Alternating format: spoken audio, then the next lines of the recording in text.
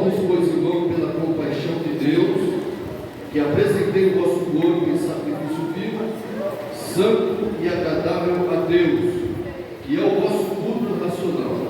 E não vos conformeis com este mundo, mas transformai-vos pela renovação do vosso entendimento, para que experimenteis qual seja a boa, agradável e perfeita vontade de Deus. Amém? Podeis sentar, em nome de Jesus. Glória a Jesus. Glória a Jesus. Glória a Jesus. Aleluia. Aleluia. Glória a Jesus. Meus irmãos, nós estamos diante de um texto bastante rico e muito espiritual para a nossa vida, o nosso cotidiano. Já visto que Paulo ele vai fazer aqui um pedido aos irmãos de Roma. Paulo ele chega diante da igreja de Roma e ele começa a dizer assim: eu rogo a vocês, quando vocês adentrarem dentro da casa de Deus, para vocês adorarem ao Senhor, Aleluia. que vocês ofereçam o vosso corpo em sacrifício vivo, santo, agradável a Deus, que é o vosso culto racional. Eu não sei a forma que você entrou aqui essa noite. De uma coisa eu sei: Deus quer falar com você, e Ele já está falando com você. Você adentrou e pediu a Deus: Senhor, como é que eu ofereço o culto? Como é que eu vou oferecer o culto? E a palavra de Deus está falando: sacrifício vivo, santo e agradável a Deus. Você tem que agradar a Deus no seu culto. Você tem que agradar a Jesus. Quando Paulo vai escrever esse texto, ele vai usar esse texto como base a uma alegria da igreja se reunir, estar junto. É uma alegria nós estarmos juntos. Paulo está falando isso. É muito bom nós estar juntos para adorar a Deus e bendizer o teu santo nome. Vejamos que o tema ele vai nos guiar a uma mensagem de suma importância para a nossa jornada de fé. O versículo 2 vai tratar o último lado: a vontade de Deus. A vontade de Deus, e ela é permissível em nossas vidas. Veja que a vontade de Deus está aí nos poderosos versículos, como Romanos, capítulo 2, versículo 2. Paulo, em sua carta aqui a Romanos, ele apresenta um chamado transformador que nos convida a uma vida de entrega e discernimento. E nesses dois versículos que eu li, nós vamos encontrar a essência de que como podemos não apenas conhecer, mas também viver a vontade perfeita de Deus para nossas vidas, e que o Espírito Santo nos ilumine e nos guie por esta jornada esta noite. O primeiro ponto que eu quero chamar a atenção dos irmãos aqui no versículo que nós lemos é Paulo, ele traz para a igreja um chamado à entrega total. Veja lá o versículo 1: rogo, pois, irmãos, pela compaixão de Deus, que apresentei o vosso corpo em sacrifício vivo, santo e agradável a Deus, que é o vosso culto racional. Então, nós vemos aqui que Paulo ele chama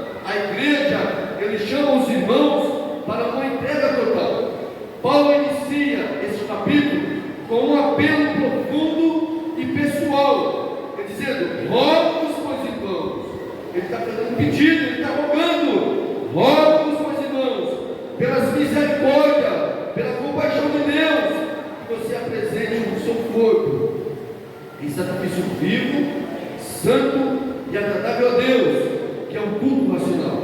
Este versículo, ele é a base para compreendermos qual é a vontade de Deus.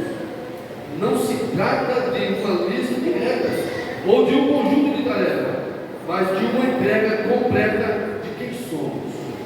Você entrou aqui nesta noite para fazer uma entrega a Deus. De quem é você? Quem é você na presença de Deus? Entregue para Deus. Veja, pelas misericórdias de Deus, ou pela compaixão. O apelo de Paulo não é baseado em nossa capacidade ou mérito. Quem sou eu? Quem somos nós? Se o Espírito Santo nos vem em nós não somos nada. Nós somos como uma lata vazia, como um sino sem barulho.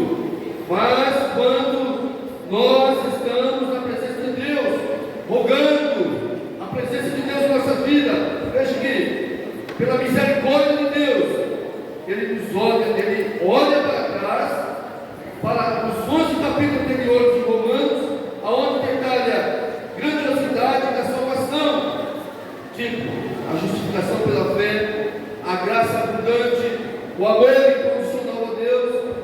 Tudo isso é uma resposta a essa imensa misericórdia que somos chamados a nos entregar. A nossa oração e o serviço são uma resposta grata ao que Deus já fez por nós. Quando nós entramos aqui, nós vamos fazer o quê? Agradecer a Deus o que Ele tem nos feito. E o que é que Deus nos fez por nós? Quando você abre a sua Bíblia, no Evangelho de João, no capítulo 3, versículo 16, vai dizer assim: Deus amou o mundo de uma tal maneira que deu o seu Filho unigênito, para que todo aquele que nele crê não pereça, mas tenha vida eterna. E aqui está a igreja que creu em Jesus. Quantos creem em Jesus? Quantos creem em Jesus? Se você creu, você já não é mais condenado. Louvado seja para sempre o nome de Jesus. A parte B do versículo de Romanos, capítulo 12, versículo 1, vai dizer assim: sacrifício vivo, santo e agradável a Deus. No Antigo Testamento, meus irmãos, os sacrifícios eram de animais mortos. Aqui Paulo nos chama a um sacrifício vivo. Note bem, no Antigo Testamento, as pessoas iam oferecer culto a Deus e eles traziam animais mortos. Aqui, na carta de Paulo, Paulo chama a igreja para oferecer a Deus um sacrifício vivo. E aonde estão os vivos? O que é que você trouxe para Jesus essa noite? Se você trouxe glória, manda a glória para cima. Se você trouxe unção, estenda suas mãos e derrama a unção. O que você trouxe para Jesus? No Antigo Testamento, o culto era oferecido com animais loucos. Mas na Nova Aliança, ele é oferecido com sacrifício vivo. Eu, exclusivamente eu, você, nós que aqui estamos vivos em Cristo. Se você está vivo, dê glória a Deus aí. Aleluia! Glorifica a Deus, irmão. Aleluia! O seu culto tem que ser vivo, tem que ser agradável. Isso significa uma entrega contínua, diária de todas as áreas da nossa vida, tipo os nossos pensamentos, as nossas emoções, talentos, tempo, recursos e relacionamentos. Veja, olha aqui. Isso significa uma entrega contínua, diária. Não é só no domingo. Não é só domingo às 19 horas.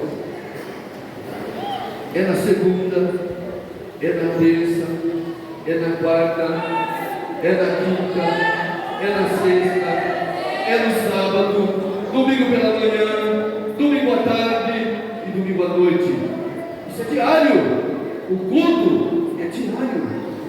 Nós temos que fazer o nosso culto diariamente. Para quê? Para que as áreas das nossas vidas, tipo os nossos pensamentos, as nossas emoções, os nossos talentos. Deus deu a cada um de nós talentos preciosíssimos. A um ele deu 5, a outro ele deu 2, e a outro ele deu 1. E a Bíblia diz que para aquele que deu 5, ele trabalhou e ganhou mais 5. Para o que ganhou 2, ele trabalhou e ganhou mais 2. Mas aquele que ganhou só 1, aí está o perigo. Quando você diz, eu só tenho um talentinho e eu não posso usar, eu vou guardar ele para que o dia eu entregue na. Não faça isso, não faça isso. Com esse talento, granjeia mais. Mas é um talentinho, irmão. Mas foi Deus que deu para você. Foi o Senhor Jesus que entregou, e Ele vai recolher de você naquele dia. Então granjeia, não enterra o talento. O Senhor já falou que essa noite de talentos, não enterra. Faça, estenda as mãos, ore, cure os enfermos, ressuscita mortos. Aleluia. Mas como, irmão, vou chegar dentro do fundo? Não. O irmãozinho que está fraco na fé, vai lá, visita ele, ora por ele, canta com ele na casa dele, prega com ele, ressuscita ele. Não deixe que o mundo sufoque ele, não. Nós somos chamados para isso. Tempo, olha aqui, é uma coisa preciosa para nós, é o tempo. Já visto que o rei Salomão, com toda a sua sabedoria, ele vai descrever no capítulo 3 do livro de Eclesiastes. Ele vai dizer que há um propósito, há um tempo determinado para todo propósito debaixo dos céus. Eu não sei qual é o propósito que você tem feito. Eu só sei de uma coisa: Deus trabalha em cima de propósito, e Ele está trabalhando em cima do seu propósito essa noite, porque Deus tem pressa em realizar o tempo na sua vida, e é um propósito. E se você orou por um propósito, nessa noite a palavra de Deus para você é: tome posse desse propósito, porque o tempo de Deus chegou para você. Os nossos recursos, os nossos relacionamentos, esse sacrifício deve ser santo, deve ser separado para Deus e agradável a Deus, ou seja, feito com um coração sincero e obediente. É um culto que não se limita ao templo, porque hoje nós vemos grandes catedrais. Mas Deus não está atrás de grandes catedrais, Deus está atrás do templo. Que templo você tem sido? O que é que você está oferecendo no seu templo? Tem graça de Deus? Tem o Espírito Santo? Tem a palavra? Aleluia. O que é que você tem dentro do seu templo? Ou rituais, mas que permeia cada aspecto da nossa existência. Esse é o sacrifício vivo, santo e agradável a Deus, que Ele pede. Ainda continuando o versículo, Paulo vai dizer assim: tudo isso é o vosso culto racional. A expressão aqui, irmãos, culto racional ou culto espiritual, em algumas traduções, indica que a nossa adoração não Ou também ela não é irracional, mas é um ato consciente e inteligente. É uma resposta lógica e pensada à verdade de Deus. Envolve o uso da nossa mente, da nossa razão, para entender e aplicar os princípios de vida em nossa vida. É uma adoração que engaja todo o nosso ser. Não adianta eu chegar aqui e fazer um espetáculo e falar que eu não sei o que estou fazendo. Isso não é um culto racional. O culto racional é o culto que você entende o que você está fazendo para Deus. É um culto com a razão. E você está aqui nesta noite, adore a Deus na razão. Adore a Deus na sua razão, mas com entendimento. Amém, irmãos? Versículo 2. E não vos conformeis com este mundo, que é que tem de pessoa que se diz cristão, que está na igreja e que adora a Deus, mas que está conformado com o mundo. Não está escrito. Mas ao texto: e não vos conformeis com este mundo. João, em uma das suas cartas, a primeira carta que ele escreve no seu capítulo 2, e no versículo 15, ele vai dizer assim: ó, meus irmãos, não ameis o mundo, nem o que no mundo há, pois quem ama o mundo, o amor do Pai não está nele. Não vos conformeis com este mundo. Não se conforme com o mundo. Você foi tirado do mundo. Jesus, Ele te tirou de lá. Agora você quer fazer comparação, não se conforma. Você precisa estar adorando a Deus em espírito e verdade. Não vos conformeis com este mundo, mas, olha aqui, transformai-vos pela renovação do vosso entendimento. Transformai-vos pela renovação do vosso entendimento. Mas, irmão Éder, o que é que renova o meu entendimento? A palavra de Deus. Porque a palavra de Deus é viva, ela é eficaz, é mais penetrante do que espada alguma de Deus gumes, e penetra até a divisão da alma, e é apta para discernir as intenções e os pensamentos do coração. O que transforma a sua mente é a palavra. Você só vai ser transformado pela palavra. Se você deixar a palavra entrar, o salmista escreveu: escondi a tua palavra no meu coração para não pecar contra ti. Esconda a palavra no coração e transforme-se pela renovação do vosso entendimento. Aí vai continuar o versículo: para que experimenteis.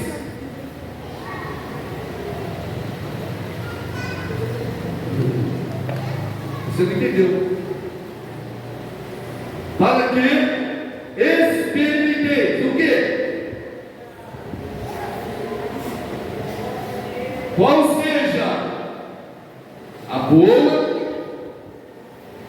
agradável, perfeita vontade de Deus.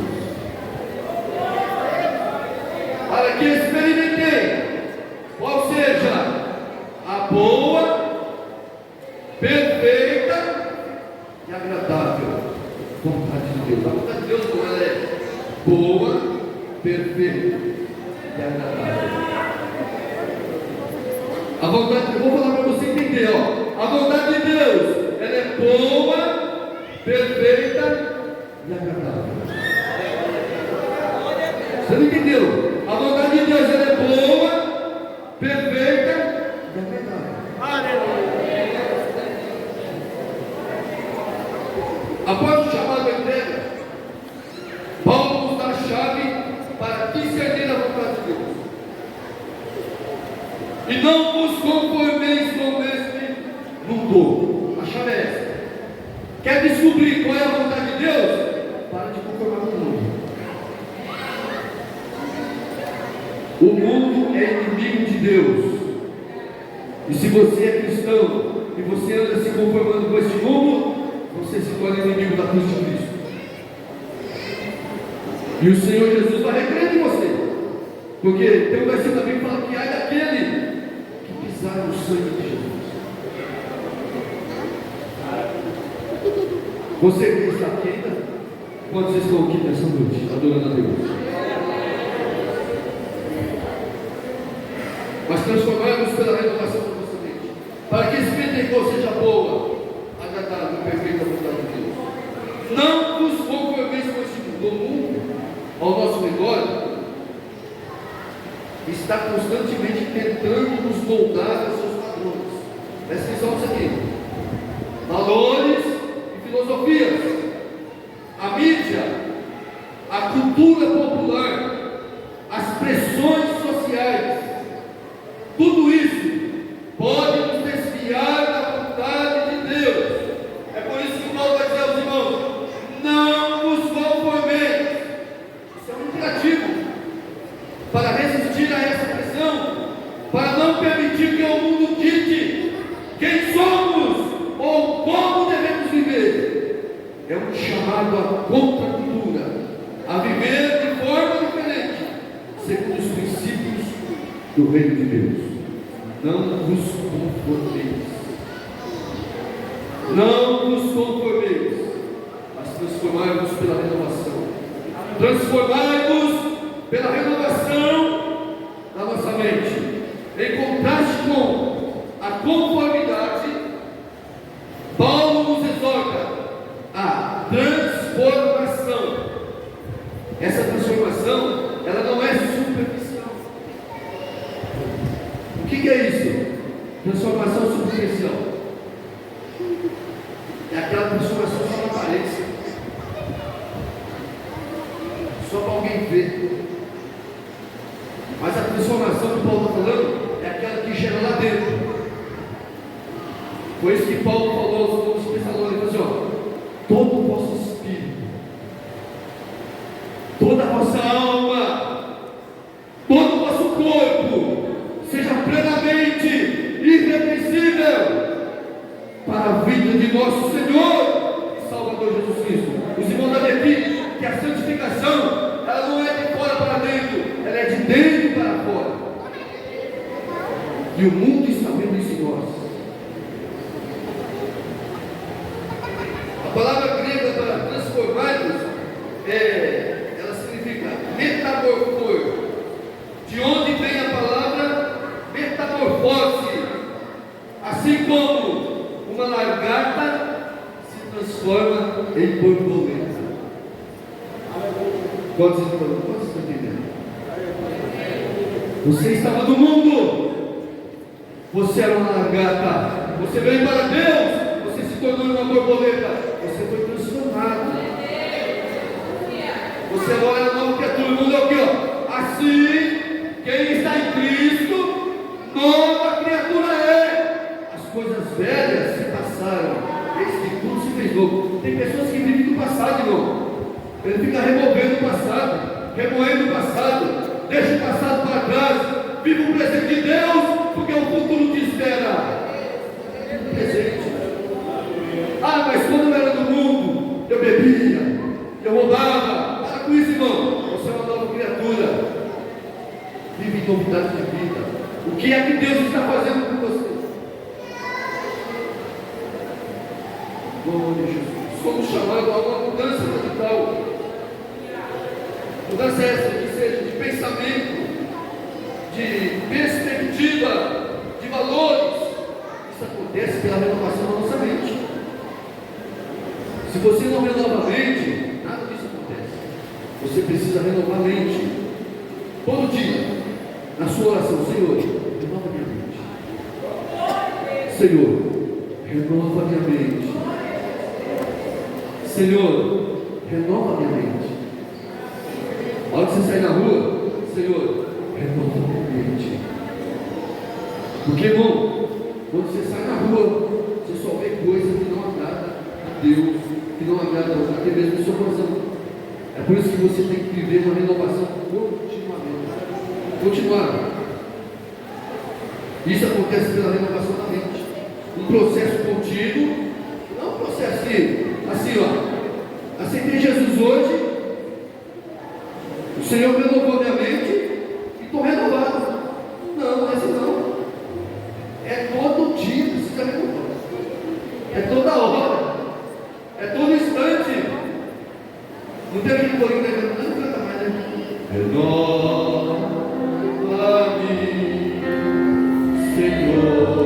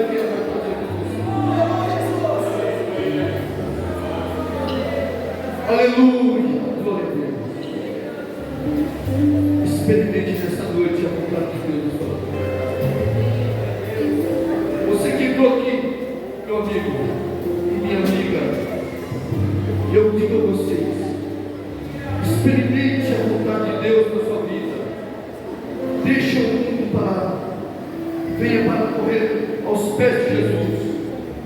Põe em mim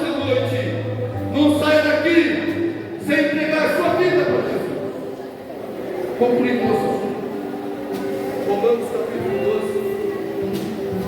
Versículo 1 e 2 nos oferece um mapa claro para vivermos em alinhamento com a vontade de Deus começa com uma entrega total de nossos corpos como sacrifício vivo, uma resposta grata às suas misericórdias, e continua com a recusa em não nos conformar com os padrões deste mundo, e uma busca ativa pela renovação da nossa mente. O resultado é a capacidade de experimentar a vontade de Deus, que é sempre boa, agradável e perfeita. Que possamos a cada dia nos dedicar a esse processo de entrega e transformação, permitindo que Deus nos molde e nos use para os seus propósitos, e que a nossa vida seja um testemunho vivo da sua vontade, para a glória do seu nome. Quantos podem dizer amém por essa palavra? Amém! Glória a Deus, Senhor Jesus. Você não precisa de meu nome, repete. Levante no seu lugar. Vem receber o meu nome.